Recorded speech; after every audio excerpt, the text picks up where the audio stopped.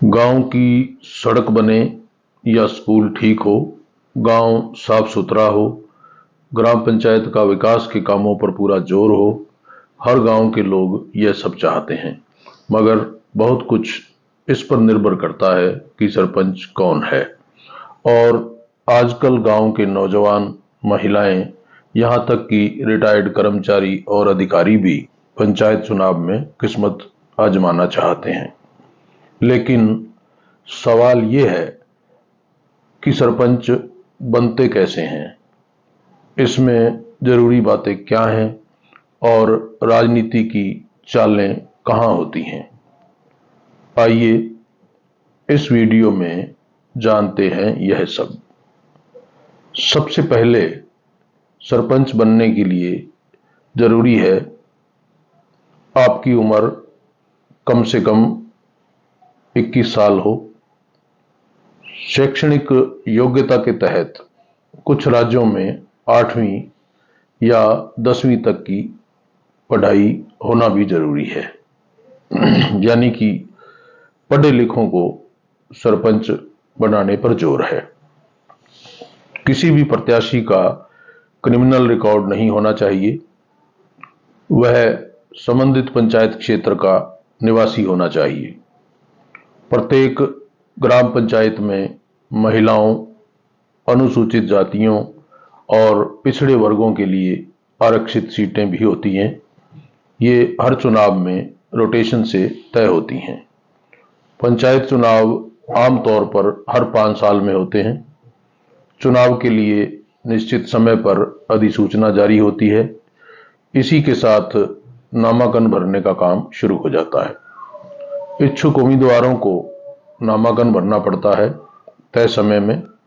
उसके बाद होती है उनकी छंटनी और अंतिम सूची जारी कर दी जाती है और फिर चलता है चुनाव प्रचार का अभियान। प्रचार के नियम होते हैं जिनकी पालना बहुत जरूरी है। नियमों के अनुसार चुनावी खर्च की सीमा तय है। आप प्रचार कर सकते हैं, मगर इसका मतलब यह नहीं कि अपने नारे और वोट की अपीलें लिखकर लोगों के घरों की दीवारें काली कर दें। आप गांव में घर घर संपर्क कर सकते हैं, लेकिन ध्यान रहे, शराब बांटना, मतदाताओं को पैसा देना या अन्य किसी तरह के प्रलोभन देना अपराध है। आप पंचायत का चुनाव लड़ना चाहते हैं तो एक बात जान लीजिए, अब चुनाव सिर्फ भावनाओं का खेल नहीं रहा। बहुत सी चालाकियां भी चुनाव जीतने के लिए होती हैं। गांव में गठजोड़, जातिगत गणित और रात में पैसे बांटने जैसे खेल भी होते हैं। इन सब से आपको जूझना पड़ेगा। आपके प्रतिद्वंदी विकास कार्यों का झांसा देने में भी माहिर होंगे।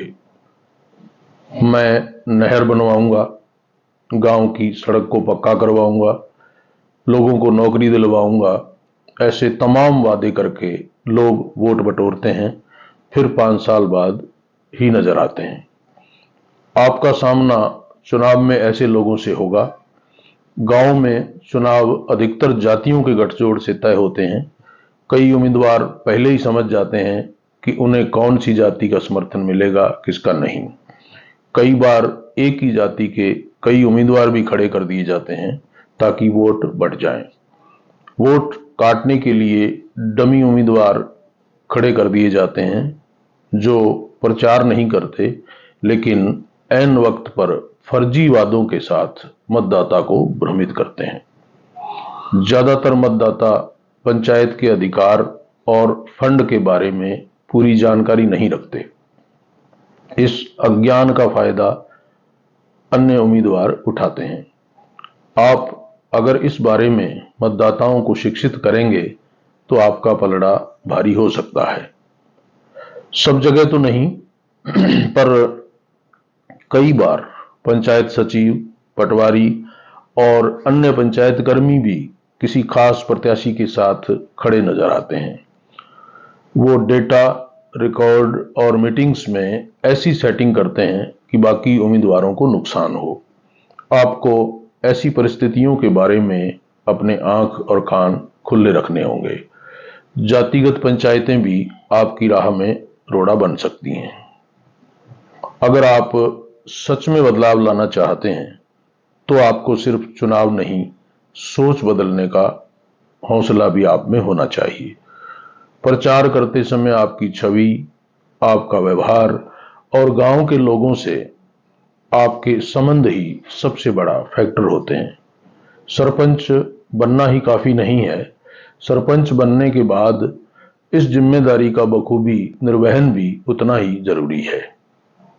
सरपंच बनने के बाद आपके पास कई अधिकार होते हैं, जैसे कि गांव के विकास कार्यों की जिम्मेदारी, ग्राम सभा की बैठक बुलाने का अधिकार, स्कूल, सड़क, पानी, मनरेगा जैसी हर योजना की निगरानी का जिम्मा।